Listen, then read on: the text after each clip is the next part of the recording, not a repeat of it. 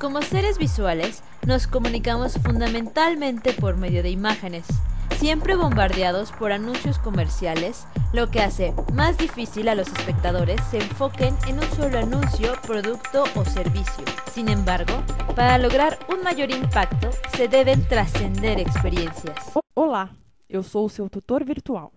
Minha função é guiar você por um mundo de conhecimento e dar dicas importantes para o seu estudo.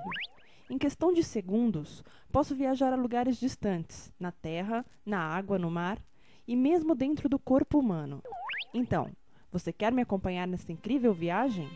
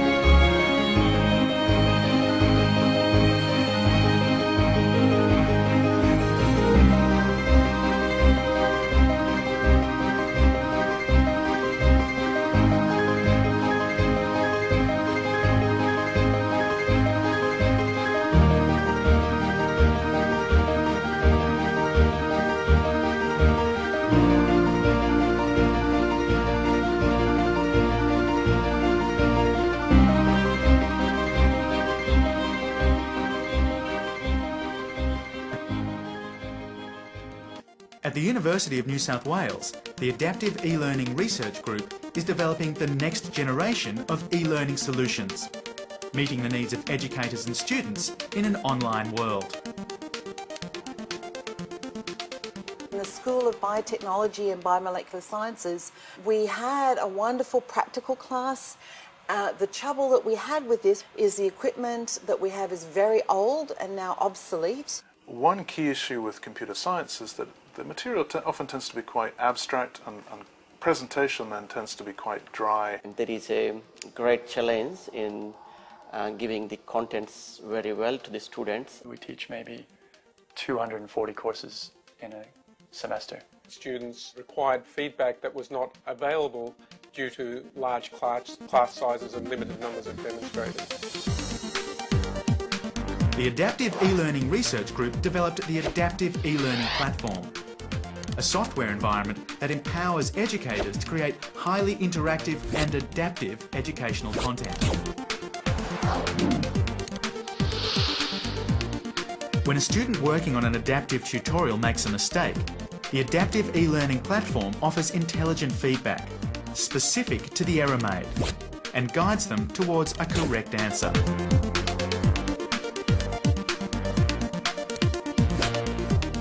If the student is still struggling with understanding a concept, the Adaptive E-Learning Platform offers just-in-time instructional scaffolding, adapting the activity sequence to the learner's need.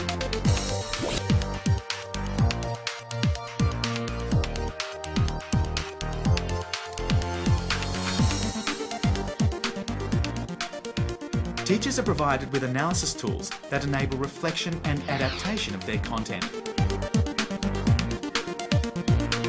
By analysing students' behaviour, teachers can refine and adapt their content to better meet the needs of their students. Yo considero que el docente virtual, además de habilidades organizativas y en el manejo de TICs, debe ser competente en la creación de contenidos y en el diseño de actividades para el curso que tengan un dinamismo, que logren la motivación del estudiante. Una vez logrado esto, es necesario mantener esa motivación y para esto se requieren unas competencias en comunicación. Con estas competencias se debe orientar y promover en el estudiante la investigación, ampliar los contenidos del curso y que comparta sus opiniones y experiencias con sus compañeros y docentes, que es así como se da la construcción del conocimiento. Profesores y estudiantes de todas las universidades españolas pueden utilizar los servicios que la UPNA ha creado para ellos en la Universidad Second Life. La Universidad de Barcelona imparte clases desde este mundo en 3D y cursos monográficos específicos sobre sus posibilidades educativas. La Universidad Argentina de la Empresa tiene su propia isla con puntos de encuentro, centro cultural, laboratorios, aulas, auditorio. Empresas de todo el mundo utilizan las posibilidades de los simuladores para la formación en Second Life. Las cosas que suceden en Second Life tienen cada vez más consecuencias directas en la vida real, repercusiones en el ámbito social, empresarial, económico y también en ámbitos formativos. Porque las posibilidades de aprender en un entorno virtual como Second Life son muy diferentes a aprender desde la Internet tradicional. Cuando no debes sentarte a leer, recibir datos, sino que debes disponerte a crear, producir datos e interactuar, compartirlos, el proceso del aprendizaje que se produce es completamente diferente. Es activo, centrado en la práctica y puede convertirse en un aprendizaje significativo. Este mundo está repleto de espacios diseñados para aprender. Puedes conocer la cultura egipcia en un viaje inmersivo a la isla de Philae, pasear por el interior de un ordenador, trabajar con moléculas, aprender cine y teatro, asistir a clases de derecho en Harvard, practicar idiomas, visitar museos, bibliotecas, hemerotecas, laboratorios, un planetario, asistir a conferencias, a clases dirigidas, a eventos de todo tipo.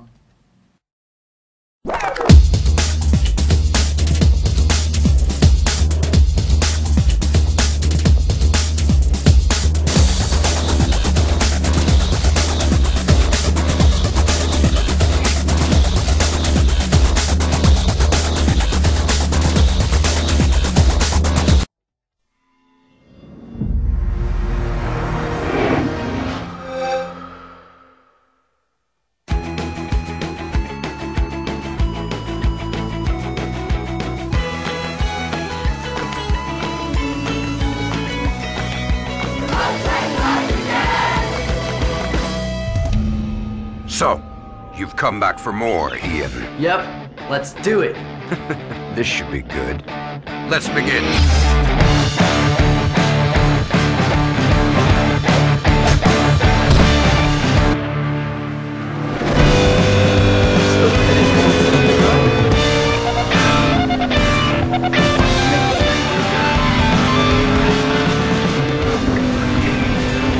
Your tires are toast. Go to the pit.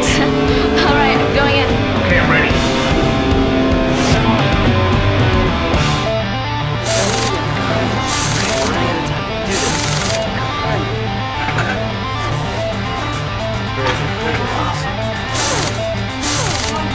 Okay, go, go, go, go. Oh, look, look, look. Almost got it, almost got it.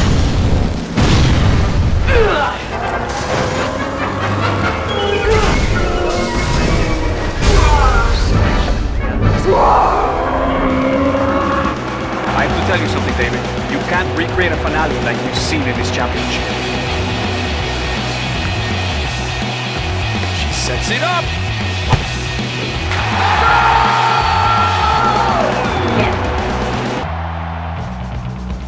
Scan.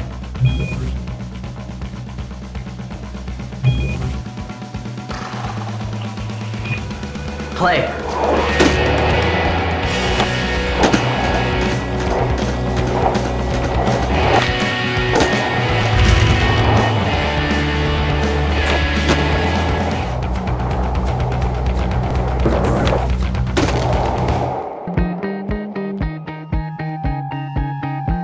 Change your name.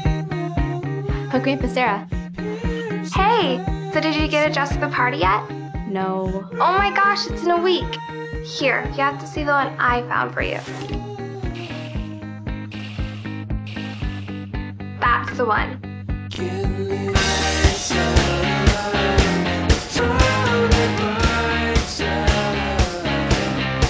I love it. You should get it. See you tonight.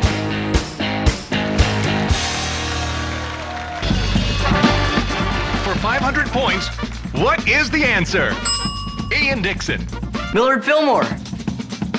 Millard Fillmore is correct. Now a 200-point follow-up question for the Beckett family. How many push-ups can Chuck Norris do? The idea is to make tabletop surfaces and walls and that sort of thing, everyday surfaces in your world interactive, right? So we've been using a variety of sensing technologies and display technologies, and so one thing that we're exploring here is just a fun way to interact over the network, one unit to the other. And so what we have is just piping the video from one system to the other. So here's a real piece of paper, and so as I move this paper around, it tracks it.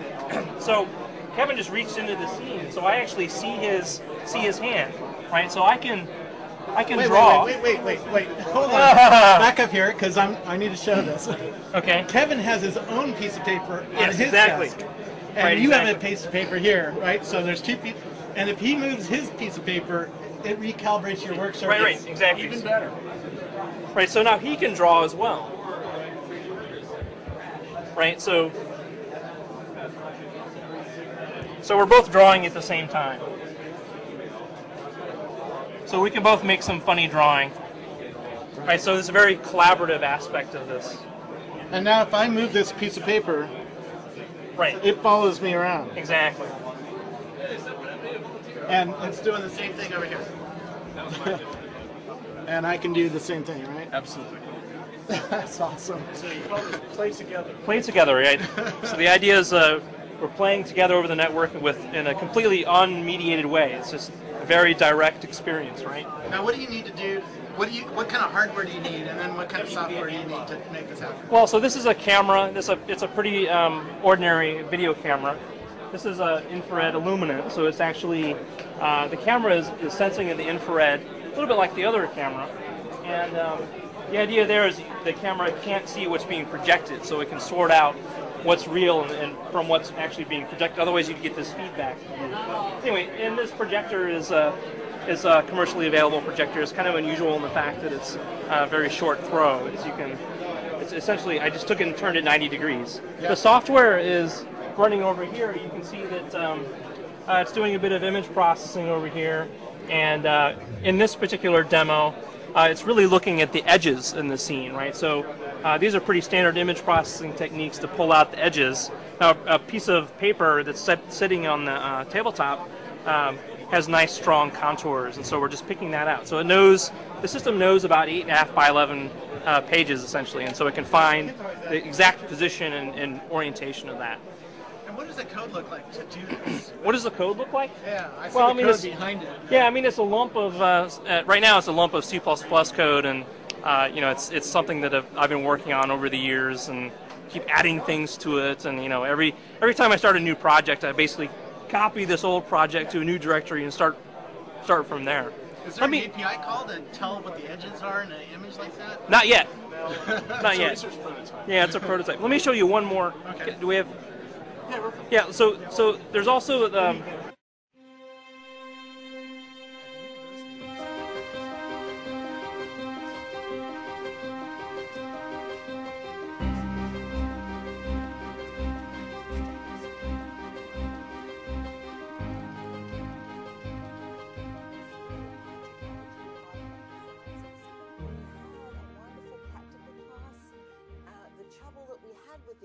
equipment that we have is very old and now obsolete. One key issue with computer science is that the material often tends to be quite abstract, and presentation then tends to be quite dry. There is a great challenge in giving the contents very well to the students. We teach maybe 240 courses in a semester. Students required feedback that was not available due to large class sizes and limited numbers of demonstrators.